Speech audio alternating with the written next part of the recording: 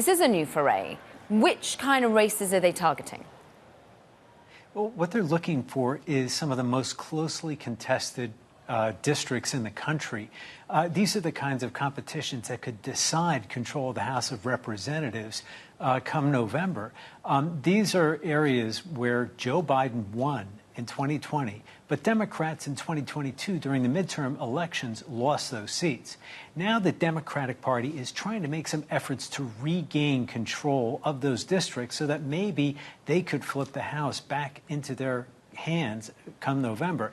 Now, this will not be an easy task, but it is something that's a little bit more within reach than might appear, even as we look at a very closely contested presidential race. So Elon Musk putting some money through his super PAC into these races. One is Mike Lawler in Westchester. Another is Marcus Molinaro's district, further upstate New York. These are the kinds of places where Republicans are looking to hold on to their gains from 2022.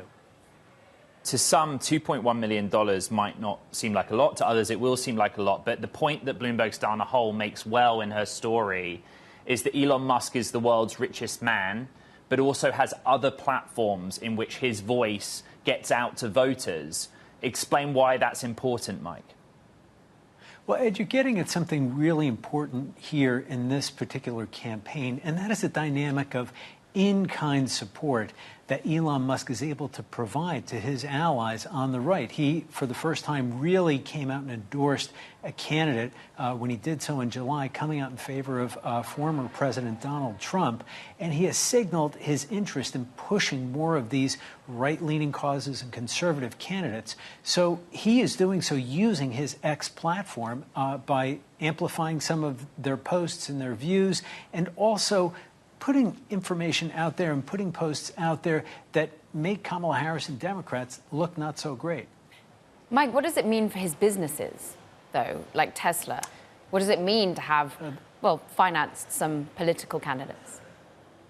Well, it's a really good question, Caroline, because Elon Musk has so much business tied up with the federal government, either directly, for example, with SpaceX, providing so many services to the U.S. government, but also Tesla does have a stake in the fate of how President Joe Biden's Inflation Reduction Act and all of its green incentives to get more people to buy electric vehicles, how that goes. So he has a very strong tie to the U.S. government and how things look for his companies. Now, in this sense, he is trying to ensure that not only does he get a candidate like Donald Trump, who is in his court and in his favor, into the White House, he also wants to make sure he has allies in Congress who will act on his interests.